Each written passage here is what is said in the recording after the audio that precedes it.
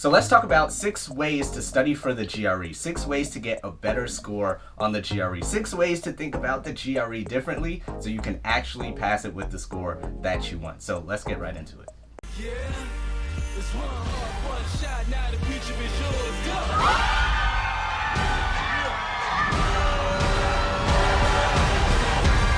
I'm turning dreams into reality. In the lab with the What's going on, guys? My name is Coleman. I'm a physical therapist and the co-founder of Pre-PT Grind. And on this video, we're going to be talking about 6 ways to study better or study differently or think about the GRE a little differently. So I have another GRE video that we'll either put in the description below or in the, cards above or whatever, and you can watch that video for a more detailed breakdown about like what the GRE is and stuff like that. But this video, we're going to be talking about some different things to think about when preparing to study for the GRE, or if you're already studying for it, or if you're retaking it. What have been the missing links, or what might you be missing in the meantime when you're studying? All right, so here are the 6 things, then we're going to come back and talk about it. So number 1, 6 parts, 6 components to the GRE that many people don't know or even think about. All right, so number 1 is the application.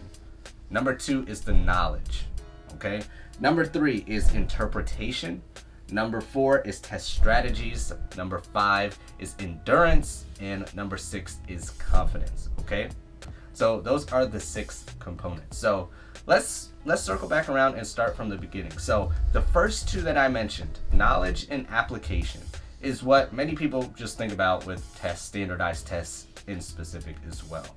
So when you're taking your prep books or your prep classes, a majority of the time you're talking about, can I get the knowledge in? Do I understand what I'm talking about? That is important.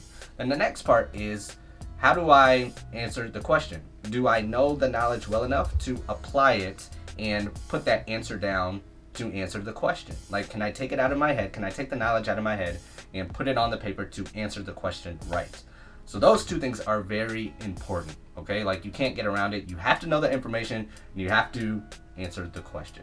However, there are 4 other parts, like I mentioned before, that people might not be paying attention to or even know are their problems. And they're like, why am I not getting a better score on the GRE? What's going on? I don't know what to do. Where should I start? What do I do? I'm just so frustrated when they just keep going over and over again the knowledge and application, and are not paying attention to or don't even know these 4 other parts, 4 other components that can be contributing to their bad score or a score that they don't want. All right, so just for those of you who are new and don't know about the GRE, for physical therapy schools specifically, they usually want around a 300 standard score, like 150 verbal, 150 quantitative, and 3.5 to 4 with the writing score. Okay, so that's that. So with those first 2, you have to know them. However, the other 4, let's talk about them a little bit more, because they can be contributing to a score that you don't want, which is usually less than a 300 total score. All right, so the next one, with interpretation, number 3. All right, so number 1 was knowledge, number 2 application, now interpretation. What does that mean? Maybe your problem with the GRE or standardized test is that, yes, you might know the knowledge, yes, you can answer questions, but maybe you're not understanding the question right. So since you don't understand the question, since you're not interpreting the question that is asking you correctly, you answer it wrong because you thought the question was asking something else. Not because you don't know the information, not because you cannot answer other questions on the test. It's because the questions that you were reading, you just didn't understand them correctly. You weren't interpreting what they wanted to know. Your interpretation was off. So you picked the wrong answer and got the, score you didn't want. All right, so with interpretation, you just have to keep in mind, when you're going through your practice tests, when you're going through your scores that you got, because I hope you're taking practice tests, when you're getting to that question that you got wrong, are you going through this list and saying, oh, I just got it wrong, all right, that sucks? But are you really identifying why? Do you remember why you got that wrong? Is it like, oh man, I knew that answer, but I just didn't understand what they were asking. And now that you have more time to go through that answer, or you're in a different place, you now understand that question correctly, and you're like, oh, if I had just seen that word, or if I had just understood that more, or if I had just paid attention to the question, I would have answered differently. Is Is that the problem that you're seeing? If it's so, then interpretation is your problem that you need to fix. Your problem that you need to fix probably isn't like just knowing more verbal words or knowing the formulas better. That might not be your problem. Your problem might be interpretation, and that's where you need to focus your attention on. So take more practice tests and make sure when you're taking those practice tests or taking different practice questions that you're slowly going through those questions and answering them correctly. So that's number 3. Number 4 is test strategy. Maybe you're going through the test and you just don't even know how it's set up. You're just like, I'm just going to take the GRE and see what happens because I just want to waste money for some reason. I just want to see what's going on. And you don't even understand what it's testing, what it's going over, what's the structure of the test. You don't know it's at a prometric center. You don't know that you can take it online. You don't know anything that's going on with the test, and you just go in there blind, and then you're mollywopped by all this information that you didn't even know, and you're mollywopped by all this different all the different setups for the test that you weren't ready for either.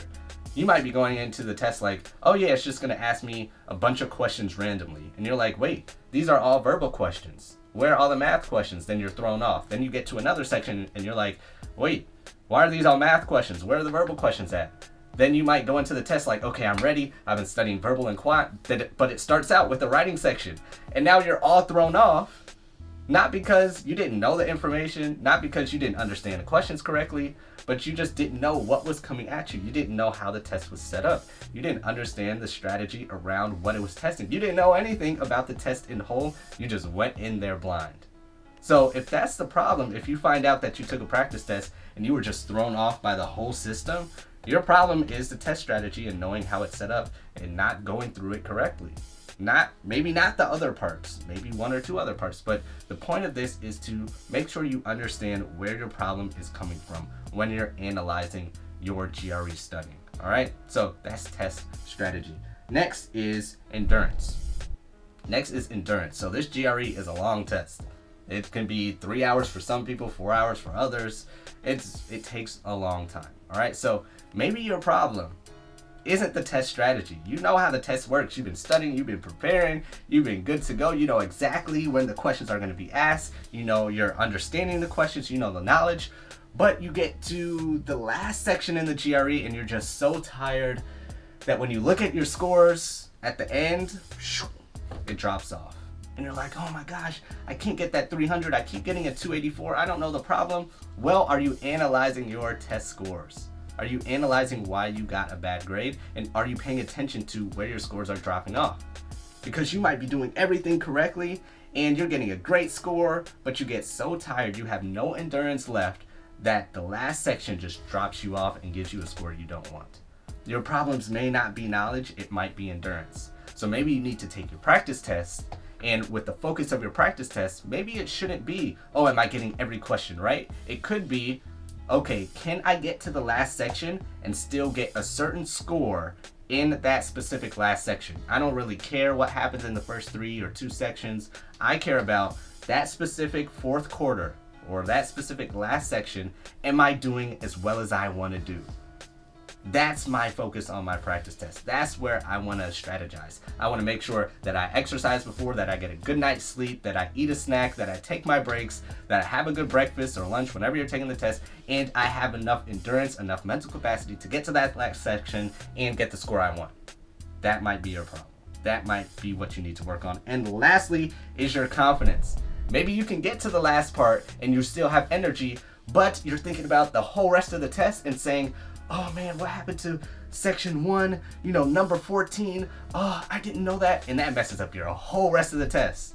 Not because you didn't know the last section of the test, not because you don't know the answer to this question of the question you're on now, but because the question on the section before has you in your head that you cannot now answer this question right because you're thinking about that last problem. Or you're thinking about, what does this mean to me if I don't get the score I want? And when you're taking the GRE, man, if I don't get a 300, I'm going to be homeless and I'm going to die because I can't get into PT school. You're thinking about you being homeless and dying, not the question. So your problem may not be test strategy, may not be interpretation. Your problem may be confidence and anxiety about your future with the GRE going forward. So with this video, it's to give you some different perspective. is to give you different strategies to think about or put into use that you may have not learned before, that the test books and standardized preps may not be focusing on. We want to give you a holistic strategy to go into this GRE with, and these are the 6 components that you need to think about. And specifically those 4 that we talked about at the end may be 4 that you're not focusing on or didn't even know to pay attention to. All right, so again, 6 components to help you study for the GRE. Number 1, knowledge. 2, application. 3, interpretation. 4, test strategy. 5, confidence. And 6 is endurance, or you guys get the idea. Those are the 6, and pay attention to those 4 outside of knowledge and application. So if you enjoyed this video, please like, subscribe, comment, share, and get this word out. And comment below, what have you not been paying attention to? What out of those 6, what 4 are, or which one out of those 6 are you going to focus on and pay attention to?